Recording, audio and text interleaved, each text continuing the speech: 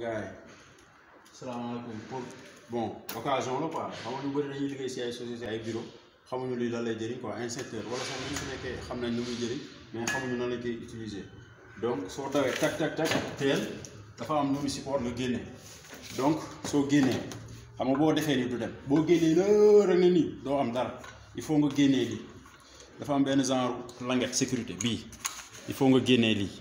ah sécurité la lii nga xool paaka wala pince nga dagg ko boo ko daggee nga xëcc lii après nga bomb boo bësee nii rek day dem mais nii dañ ko sécuriser quoi ok loolu mooy njëriñ da ngay dem da ngay xëcc lii languette bii ah boo xëccee lii fii moo nekk nii moo ko léegi lii verrouillage la quoi lii lañ koy verrouiller da ngay dagg lii dëgërul quoi boo ko daggee paaka loo ko mun dagg boo ko xëccee bu baax sax day dagg nga génnee lii nga mën a bomb ah ok